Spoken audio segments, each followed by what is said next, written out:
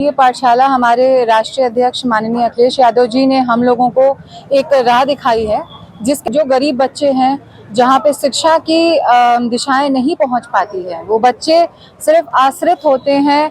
Primary जो हमारे सरकारी स्कूल हैं उस पे आश्रित होते हैं बच्चे, और उन बच्चों से जो है शिक्षा की पद्धति छीन ली गई है, क्योंकि बहुत सारे सरकारी स्कूल जो हैं वो बंद हो रहे हैं। तो सरकार को अपना ये फैसला वापस लेना पड़ेगा कि जिस तरीके से वो हम कहते हैं सरकार और भी कही थी, लेकिन कभी किसी ने मधुशाला को बढ़ावा नहीं दिया पाठशालाओं के ऊपर।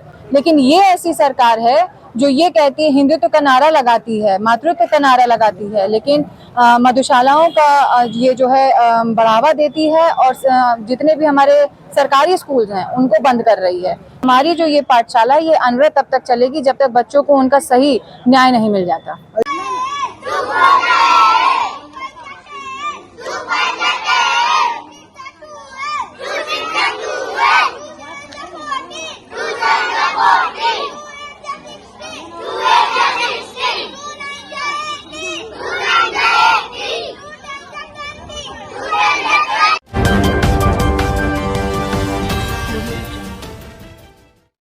खबर गाजीपुर से। प्राइमरी शिक्षा को लेकर बेसिक शिक्षा विभाग द्वारा सरकारी स्कूलों को मर्जर कराए जाने को लेकर जहां समाजवादी पार्टी के राष्ट्रीय अध्यक्ष अखिलेश यादव ने पीडीए पाठशाला का ऐलान कर जहां नौनिहालों के चेहरों पर एक नई रोशनी दिखाया, उसी क्रम में समाजवादी पार्टी के कार्यकर्ता अब गली गांव मोहल्लों में देश के उन नौनिहालों के भविष्य को संवारने में लगे हुए हैं।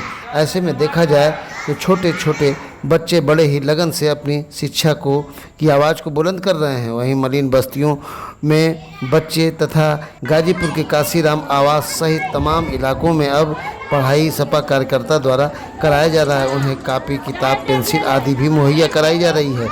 जहां गाजीपुर काशीराम आवास में प्राइमरी विद्यालय को कहीं अन्यत्र मर्जर कर दिया गया तो सपा कार्यकर्ताओं ने कमाल संभाला। वहीं समाजवादी पार्टी के लोगों ने उन्हें कापी किताब आदि देकर उन्हें प्रफुल्लित किया।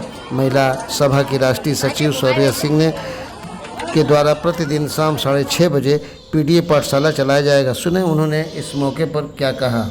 नमस्कार, मेरा नाम शौर्या सिंह है। मैं समाजवादी पार्टी महिला सभा की राष्ट्रीय सचिव हूँ। शौर्या जी, आपके द्वारा पीडीए पाठशाला का आयोजन किया जा रहा है, किस तरह कॉन्सेप्ट और क्या बताएंगे इसको लेकर? देखिए, जिस तरीके से पीडीए पाठशाला हमारे राष्ट्रीय अध्यक्ष माननीय अखिलेश यादव जी ने हम लोगों को एक राह दिखाई है, जिसके तहत हम लोग जो गरीब बच्चे हैं, जहाँ पे शिक्षा की दिशाएं नहीं पहुँच पाती है, वो बच्चे सिर्फ आश्रित होते हैं।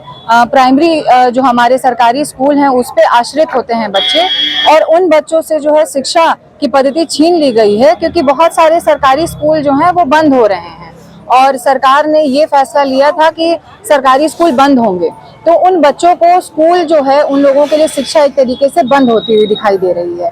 तो हमारे पीडीए जो स्कूल्स चल रहे हैं या पीडीए का जो हमारा पाठशालाएं चल रही है, उसके तहत हम छोटे बच्चों को निःशुल्क शिक्षाएं जो है वो प्रदान करने का समाजवादी पार्टी का हर सिपाही जो है वो कार्य कर रहा है। ऐसे में ये पाठशाला क्या सिर्फ एक दिन चलेगा या अनवरत चलता रहेगा?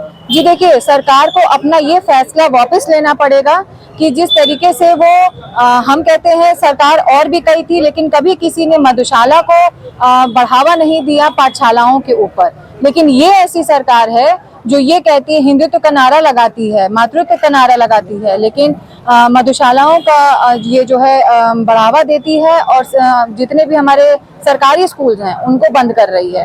तो आप ये सोचिए कि हमारी जो ये पाठशाला ये अनवरत तब तक चलेगी जब तक बच्चों को उनका सही न्याय नहीं मिल जाता। ऐसे में आज जो है कि इस तरह जो भी पाठशाला संचालन करने वाले लोग हैं उनको कई लोगों को मुकदमा भी दर्ज कराया जा रहा है। देखिए, ये सरकार है और मुकदमे से हम समाजवादी डरने वाले नहीं हैं। हमारा भी एक पीडीए पाठशाला चल रही है, आए जिसको मुकदमा कराना है हमारे पे भी करा दे। अगर हक की लड़ाई लड़ने पे मुकदमा होते हैं, ये आकाकाई सरकार यही करती है। जो उनके खिलाफ उनको ये लगने लगता है कि अब उनकी सरकार जो है उनके पर्दाफाश हो रहा है, तो वो मुकदमे डालना शुरू कर देती है।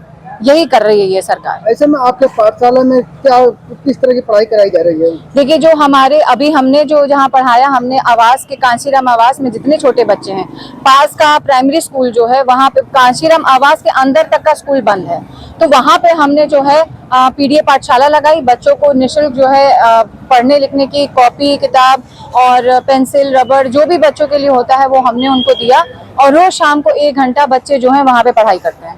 एम न्यूज़ टुडे 24 बने रहें ऐसी ताज़ा तरीन खबरों के लिए। नमस्कार।